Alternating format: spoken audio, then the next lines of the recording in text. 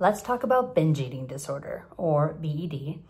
I thought I understood binge eating as a disorder until I spoke with my neighbor, Danielle Nolan, who happens to be an intuitive eating counselor.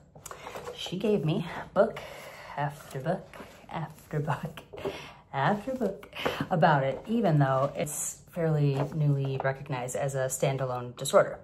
Back in the DSM-4, it was a condition needing further study, which is not to say it still doesn't need further research, but it for sure needs some things cleared up about it. So today, we are busting some common myths about BED using what we know from the DSM-5 TR, some current research, and insights that I have gathered from my interview with my neighbor Danielle Nolan in LPC. All right, let's get to it. Binge eating disorder isn't a real eating disorder. So, like I said in the start, binge eating disorder was formally recognized in the DSM-5 with clear critical criteria back in 2013. Before that, it was under the very vague category of eating disorder not otherwise specified. But we now know people with binge eating disorder are experiencing a condition which impacts functioning, mental health, and physical well-being. And it is just as real and just as serious as anorexia and bulimia. Let's ask our expert, Danielle, what BED looks like in real life. So it sort of depends. I would say the biggest commonality is distress with eating. So eating is a very stressful experience and, right, it's punctuated by a pattern of binges. Technically, it's for at least 3 months, one time a week. Oftentimes it's more than that, and more often it's much longer of a pattern than that by the time people are coming in to get help. But that it's an established pattern, one that there's like significant distress with the binging and like the eating cycle period. Another being that they feel out of control during episodes of binging. So the feeling of like, I can't stop, like there's an impulsivity to it. That they're eating like, and again, I'm saying objective, but they're eating a large amount of food in like a specific amount of time. That it's often done in secrecy. That it's accompanied, like binges, by feelings of shame, disgust, self-loathing.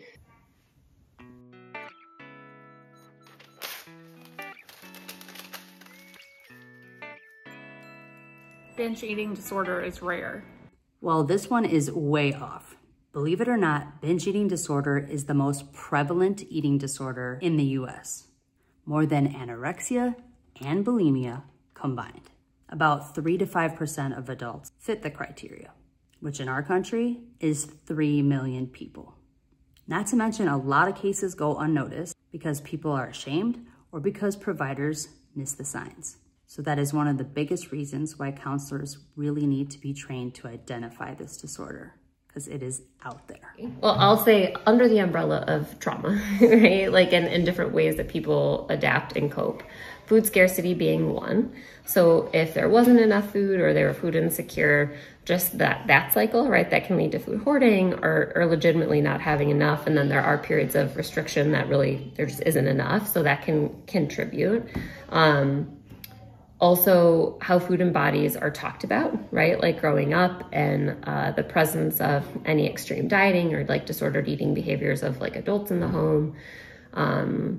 Trauma in general, like if an eating disorder is one of the ways that people, like those protective parts that people found, right, can help avoid really painful feelings or numb, right, cope with really painful feelings. And diet culture, just like the culture we live in that really places a lot of value on people's appearance and the different ways that people can internalize that and the distress that that can cause.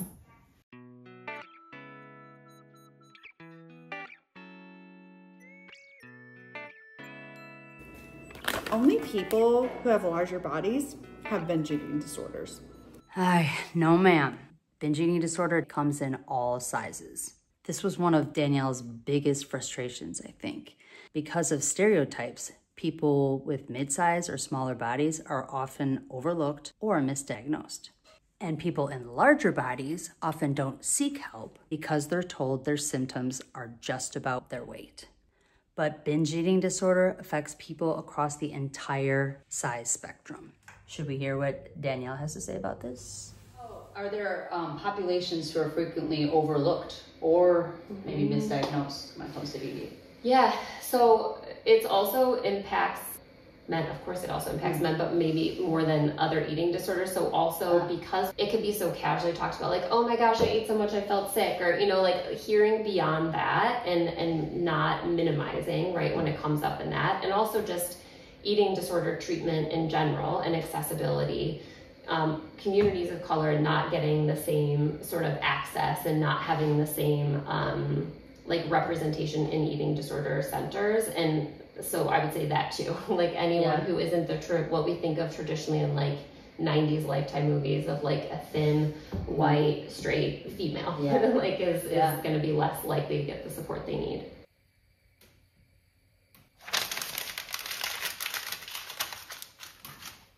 Binge eating disorder, it's just overeating.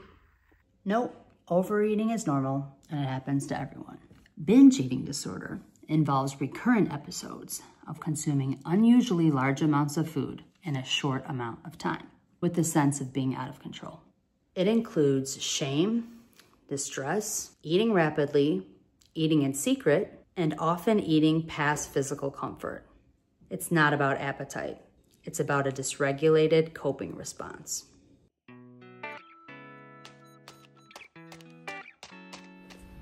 People with binge eating disorder don't want help. They just need motivation. Y'all, people with binge eating disorder often desperately want help. They're just trapped in this cycle of shame. BED is not about willpower. And people suffering from BED, getting to that realization is where the healing can actually begin.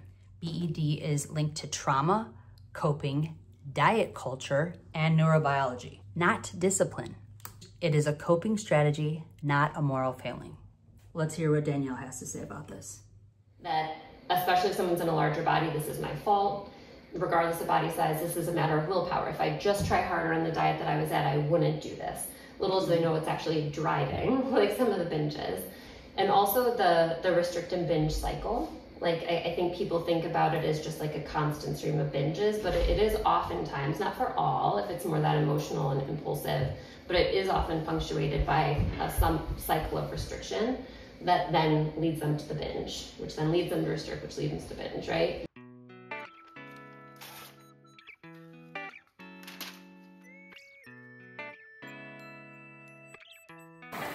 If you just go on a diet, BED will go away. Actually, dieting is one of the strongest predictors of binge eating. Restriction fuels the binge cycle. Danielle emphasized that restrict binge loop, restrict food, binge eat, shame, restrict food, binge eat, shame, over and over again. So no, dieting does not cure binge eating disorder. It actually intensifies it. Evidence-based treatments focus on normalizing eating, reducing guilt, stabilizing emotions, and healing the binge restriction cycle, not dieting. You cannot treat BED with the very thing that triggers it.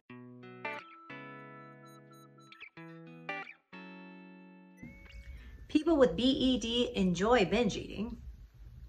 Actually, people with binge eating disorder rarely experience joy while binging.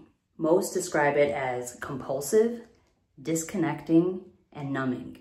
Relief might come for a little bit, but it's replaced by shame and guilt. Enjoyment is most definitely not the driver. Emotional overload and survival mode coping are. Let's check with the expert. Someone with binge eating disorder might have some of this like excited anticipation, but they know what's going to come after, which is a lot of shame and then the restrict binge cycle. But they're going to feel out of control with it. They're going to eat till they're very uncomfortably full, and they're going to have lots of loathing afterwards.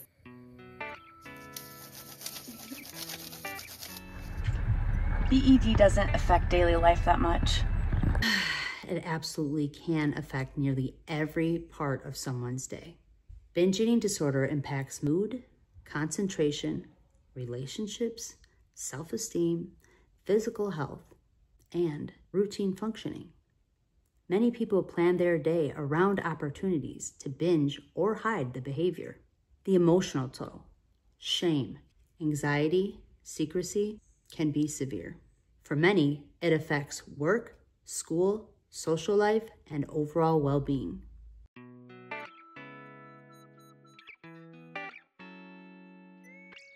Recovery is stopping binges. Nope. Behavioral change is usually the final step. What happens first is internal, less food noise, less shame, and just a more compassionate relationship with eating. As Danielle expressed in our interview, binges are coping tools that served a purpose. So recovery involves understanding what part of the person needed protection and learning new ways to meet that need. Over time, binge episodes become less frequent and less intense, but emotional regulation and self-understanding are what makes those changes stick.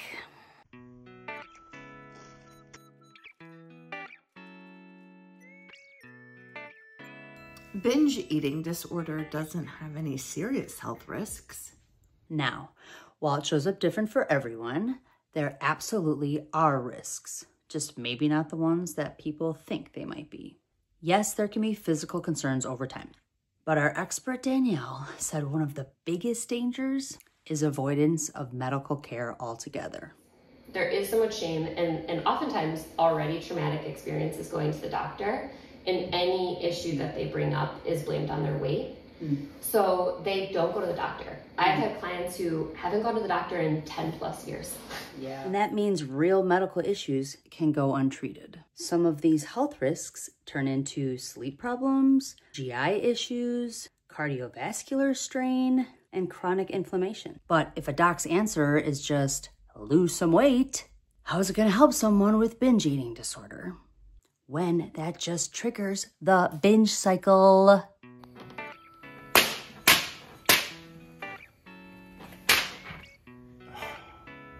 Therapy for binge eating disorder is just telling someone what to eat. Okay, people, by now we should know BED treatment is not about food rules.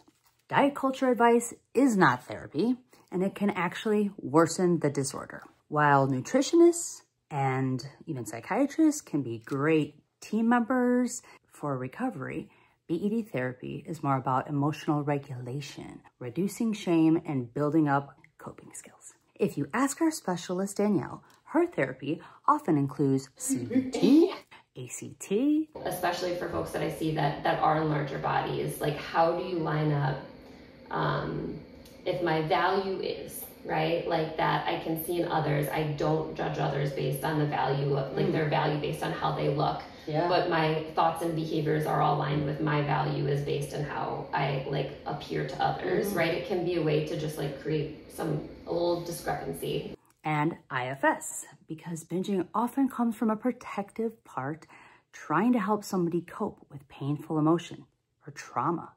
She also loves mindfulness because, well, helping people understand like what does hunger feel like, what does fullness feel like? If I weren't to engage in a binge, what do I feel? Like, what does that like emptiness or lack of food feel like? What emotion does it bring on? Which mindfulness I think lends itself to. Yeah.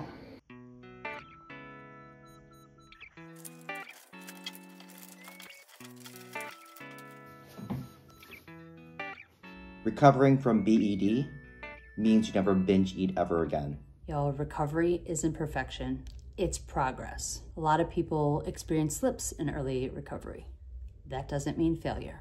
Recovery is really about healing one's relationship with food by healing shame, building peace with food, reducing the restrict binge cycle, and increasing body trust.